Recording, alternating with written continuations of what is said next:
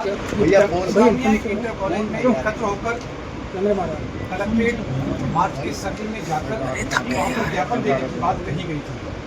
इसलिए हम लोग उनके संपर्क में आ गए और उनको बताया गया कि जनपद में 159 BNSS की धारा लगी हुई है, अनुमति के कोई भी कार्यक्रम न किया जाए। तो जब उनको ये बताया गया, इसके पश्चात उनके जो प्रमुख दो रिप्रेजेंटेटिव हैं, एक मिस्टर नदीम और एक मिस्टर नफीस, हम लोग लगातार उनके टच में हैं। इसके साथ साथ 3 दिन पहले नदीम हमारे कैंप ऑफिस में आए थे और बैठ के हमने पूरी उनसे बातचीत किया था। उनको हमने सारी चीज़ों को बताया था और ये भी बताया था कि धारा 144 जो पूर्व थी, वर्तमान में 163 BNSS वो लगी हुई है। आप अनुमति लेने के बाद ही और इस तरह की भीड़ को एकत्र करना इसमें ठीक नहीं है, सब उनको बताया गया और वो संतुष्ट होकर गए। उसके ठीक एक दिन बाद जो है मेरे ही कैंप ऑफिस में शाम के समय जो है मौलाना मिस्टर नदीम के साथ हमारे कैंप ऑफिस में आए और वहाँ पर मैं और कप्तान साहब की मौजूदगी में काफ़ी देर बातचीत हुई। हम लोगों ने उनको सारी वस्तुस्थिति से अवगत कराया। ये फिर से बताया गया कि धारा 163 BNSS लगी हुई है, बिना अनुमति के कोई कार्यक्रम ना किया जाए। और अगर इस प्रकार की जो आप आ रहे हो उनकी शख्सियत के बारे में बताया, भीड़ इकट्ठी जब हो जाएगी तो आउट ऑफ कंट्रोल हो सकता है और आप जो मार्च कर रहे हो रास्ते में किसी भी प्रकार की जो है दिक्कत आ सकती है। सारी बातों को उनको बताया गया। उसके पश्चात उसी एक दिन बाद उन्होंने कहा कि मैं घर जाके सुन के आपको पॉजिटिव जवाब दूंगा। अगले दिन तक सुबह कहा गया कि पॉजिटिव जवाब आपको मिलेगा, लेकिन रात में फिर उसके बाद मिस्टर नफीस और नदीम के सिग्नेचर से एक हम लोगों को कागज़ मिलता है जिस पे लिखा होता है कि अब हम लोग इस प्रकार का कोई कार्यक्रम नहीं करेंगे, अर्थात इस्लामिया इंटर कॉलेज में हम एकत्र नहीं होंगे और ना ही हम लोग कोई मार्च करेंगे। ये स्पष्ट लिखा हुआ था उनके लोगों की तरफ से।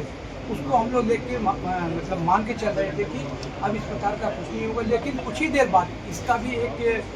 खंडन आ गया।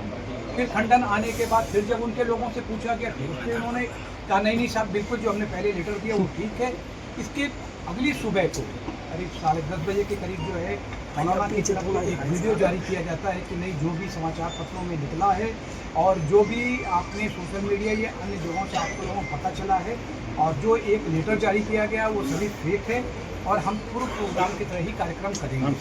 इसके पश्चात हम लोग लगातार मौलाना के टच में रहे। करीब 12 बजे से लेकर शाम 6 बजे तक मैं और हम लोग लगातार मतलब बातचीत करते रहे, अलग अलग माध्यमों से बातचीत करने के पश्चात जो है कि ये हम लोगों ने फिर कहा था कि अगर किसी प्रकार से आप इस चीज़ को मना कर दीजिए, क्योंकि धारा आपने अनुमति कोई नहीं लिया है, उस पर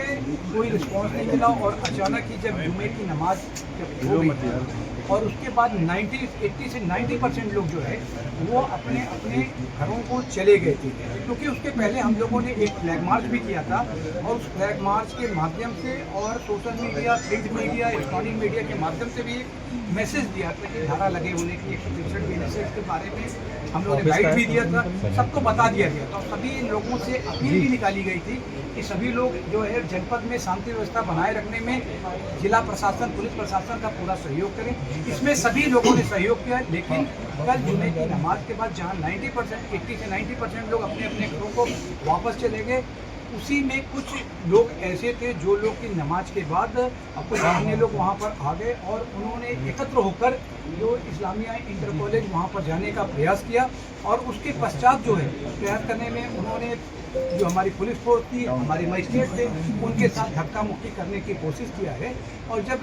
एक कह सकते हैं कि आउट ऑफ डिसीजन या कह लीजिए कि उन्होंने माहौल ख़राब करने की कोशिश किया, कानून और शांति व्यवस्था की स्थिति बिगाड़ने का प्रयास किया, तब पुलिस ने बल प्रयोग करके उनको वापस उनके घरों में भेजा और उसके पश्चात से जो लगातार जो एक ऐसे लोगों को चिन्हित करने की उसकी आवश्यक कार्रवाई जारी है। अब आपको डिटेल में इसमें कितने लोगों के खिलाफ वो वरिष्ठ पुलिस अधीक्षक महोदय बताएंगे।